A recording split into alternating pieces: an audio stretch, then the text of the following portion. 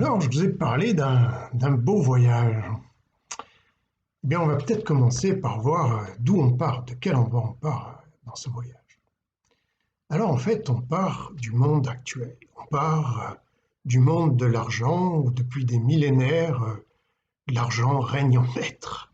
Alors, à quoi tout ça nous mène? Ben, ça nous mène à des choses tout à fait merveilleuses.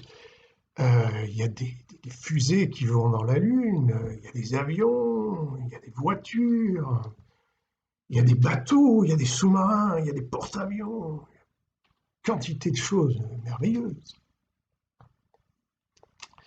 Et puis il y a aussi des télévisions, il y a Internet, il y a toutes ces choses, des téléphones portables, vraiment, et vraiment des choses formidables. Bon, alors après, on peut se dire, à quoi ça sert d'aller planter un drapeau sur la Lune? Puis bon, passer des heures devant la télévision à regarder des programmes plus ou moins passionnants, ma foi. Passer des heures dans les embouteillages. Est-ce que tout ça a un sens? On peut se le demander. Mais encore, ça, c'est la partie qu'on nous montre. C'est la partie, c'est le côté un peu publicitaire du monde de l'argent actuel. Mais il y a une autre vision. C'est une autre vision. Si vous commencez à chercher un petit peu plus loin, plus avant, il y a des éléments qui existent. Donc, par exemple, vous prenez Jean Ziegler, qui est rapporteur à l'ONU pour le droit à l'alimentation. Il a écrit un livre qui s'appelle La faim dans le monde expliqué à mon fils. C'est édifiant ce que vous voyez. C'est-à-dire que vous voyez que chaque année, dans le monde, il y a 1 350 000 personnes qui meurent de faim. Vous voyez qu'il y a 1 milliard de personnes sur les 7 milliards que nous sommes qui sont sous-alimentées. Et pendant ce temps-là, il y a 10 personnes, si vous prenez les 10 personnes les plus riches de la planète, ils ont une fortune qui dépasse la moitié, celle de la moitié de la planète, la moitié la plus pauvre de la planète. 10 personnes plus que la moitié de la planète. Et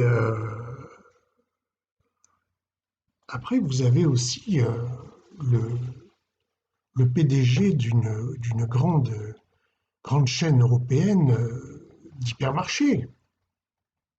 Alors lui, ce qu'il gagne en un jour, c'est ce que gagne son sous-traitant indien en 64, pas jours, en 64 ans. En un jour, le PDG, il gagne ce que son sous-traitant en Inde gagne en 64 ans. Bon, alors, je sais pas. Pour moi, c'est de l'esclavage. Ça, c'est pas. Voilà, aujourd'hui, on est encore à l'ère de l'esclavage. Voilà. Bon, alors après, on dira, oui, mais ça, est-ce que c'est l'argent ou est-ce que c'est pas la folie des hommes? Est-ce que dans tout système, il n'y aurait pas ce genre de choses? Peut-être, mais bon, l'argent, quand vous regardez, ça facilite quand même tout un tas de choses. Le vol, c'est beaucoup plus facile avec l'argent que sans argent. Si vous voulez un bœuf, c'est compliqué. Un portefeuille, c'est beaucoup plus simple. Corruption, c'est pareil. Corrompre, c'est beaucoup plus facile et beaucoup plus discret avec de l'argent qu'avec des biens matériels. Le trafic de toutes sortes de choses, c'est pareil. L'argent, ça facilite le trafic parce que c'est discret, ça se voit pas, tout ça, c'est parfait. Et la spéculation, alors là, c'est la joie de la spéculation. Et là, c'est un grand fléau de la planète, la spéculation. Ça détruit tout l'équilibre, ça projette dans la misère des quantités de gens. La crise de 1929, c'est la spéculation. Voilà, il y a eu des millions de gens qui ont été dans la misère, il y a eu des suicides. Voilà, tout ça, c'est la logique de l'argent. Mais après, vous regardez la société de consommation.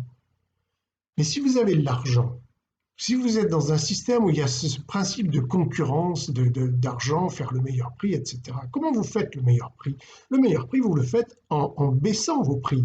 Mais si vous baissez vos prix, ça veut dire que vous produisez de grandes quantités pour avoir des prix chez les fournisseurs, bien entendu, des économies d'échelle.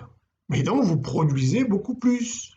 Et si vous produisez beaucoup plus, il faut vendre beaucoup plus. C'est mathématique. Et si vous vendez beaucoup plus, vous forcez, à travers la publicité, tout un tas de choses, vous forcez votre client à consommer ce que vous produisez. Donc, dès l'instant où vous avez de l'argent dans le système, vous aurez la société de consommation et la consommation à outrance dans laquelle nous sommes. C'est inexorable. Et cette consommation à outrance, elle entraîne une croissance à outrance qui, de toute façon, amène au réchauffement climatique. C'est obligatoire. Plus vous travaillez, plus vous produisez, plus vous chauffez. Vous faites tourner un moteur, s'il tourne beaucoup plus vite, eh ben, ça va chauffer plus. C'est physique, c'est une loi de la physique. Ça.